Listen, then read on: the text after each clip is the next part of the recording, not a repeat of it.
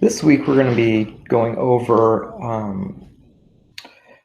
the news evaluation and the components of the whole actual broadcast of how the news is put together and how the stories are kind of categorized perhaps, or prioritized is probably a better word.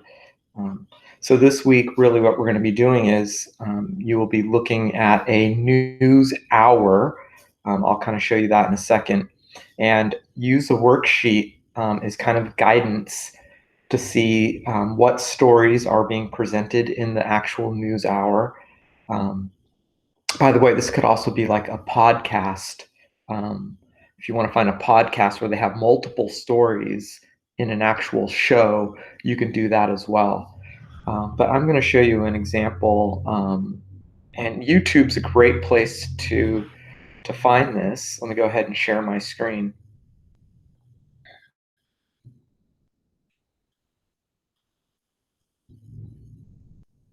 Okay, so it's just showing up right now. YouTube, once again, is a great place to do this because they record the shows, so you don't have to stay up late or get up early to actually watch the show. You can just go in whenever you're ready, set aside maybe a half an hour to an hour and sit down and just kind of watch the news. And then afterwards, answer the worksheet, which I'll also show you. But if you'll notice up here in the search box, I just typed CBS Nightly News, and in the worksheet, I give you a list of different news shows that you can watch. But I would really make sure you put nightly news as part of your search phrase. So that way you get like at least 4 to 6 little news segments within one show. It'll make it much, much easier for you. And once again, all you got to do is change this from CBS to NBC, um, or ABC or CBS. Or PBS. There's so many different ones you can. Fox, Al Jazeera, BBC. Um, there's a Deutsche Welle. There's so many. Just make sure you put nightly news in there, and you should just be you'll be fine. Now the worksheet itself is pretty simple. There's only 7 questions. I want you to put the title of the whatever it may be, like the CBS Nightly News or whatever. Then, as you're watching the show, I want you to list each little news story within the show itself and how many minutes did they give to it. So it's going to be handy to have, a watch, or if you're using YouTube, you can just kind of basically use the little slider and determine when it starts and stops for each little segment. Should be pretty easy. And it just has to be rough numbers. It doesn't have to be exact, of course. Then also I want you to, within the story itself, I want you to look and see, is there a beginning, a middle, and an end to the story, and kind of just describe it. Were they using like a hook in the very beginning? Were they showing a lot of video? Did they show something, like that was like eye-catching? Um, did they start it with an interview? Did they end it with an interview? Did they show data like graphs or information? It's kind of just trying to describe it using the components that we've gone over so far this term. 3, listen to the reporter. Listen to their speech patterns. Are they serious? What's the tone, overall tone of the story? Are they trying to convince you? Does it sound like? Are they trying to be alarmist? Or are they just trying to be informative? Are they trying to be balanced? You could pretty much tell just by listening to someone and looking at if it's an actual video, watching their body posture, you can kind of tell. What are they trying to do? And there's some words already in there, so you can just kind of use those to help you.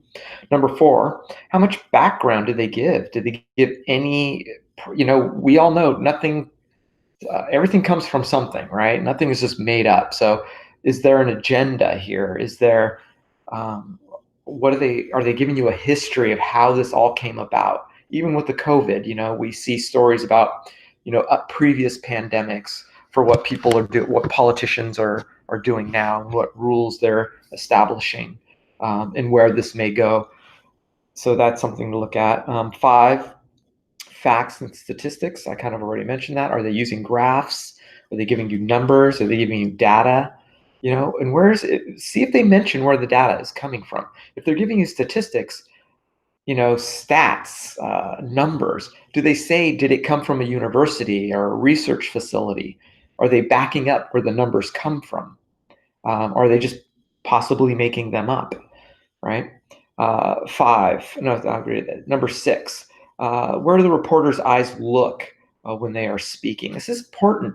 When you are, even me, when I'm kind of going through my worksheets, sometimes I'll look directly at the camera, right? I want to make a point when I'm doing that. So kind of look and see kind of like what their body is. Are they facing the camera? Are they facing away? If they're interviewing someone, are they facing that person? Right? Just kind of pay attention to those little things if you can. And number seven, what do the reporters do when they are finished with their story? How do they sign off? Do they lead into another story? What do they do? How do they do it?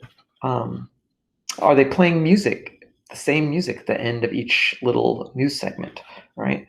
It's little things that are kind of important. So that's what we're going to be doing this week. I don't think I need to show you anything else about that. We will meet once again on Thursday.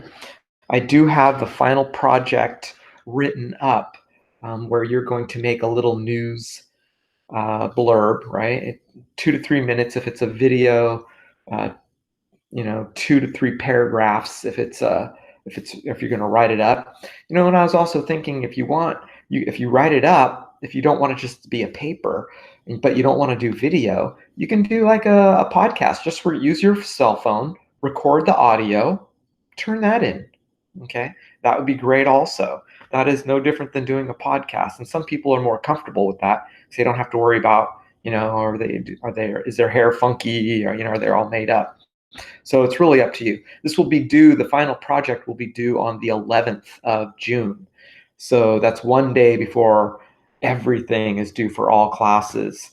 That's our scheduled meeting time anyway. So what I figured is that you guys can just turn it in then on that day. We won't have a normal assignment for that week. So it's basically just the assignment for the week will be just go ahead and make your little presentation. So keep an eye out for any stories that you see, because it could be a story from now until it's turned in. So if you see something, you're like, oh, that would make a great story to do a little report on, go ahead and do it. And remember, you can look at someone else's report, obviously, because that's how you're probably going to learn about it in the first place. See how they did it. Look at like all the little things that we kind of talked about this term, and we got a few more things to talk about. But think about those when you're putting your show together, or recreating someone else's work is basically what you're going to be doing. Okay. Now I will be checking for plagiarism, so make sure that you follow the guidelines that we've talked about this term about plagiarism and fair use, which was last week, and then you should be just fine. Once again, let me know if you have any questions. I can meet with you. I can set up a time and I can go over it, or you could just email me and I'll answer the questions best I can. Okay. And I think that will do it for today. Goodbye.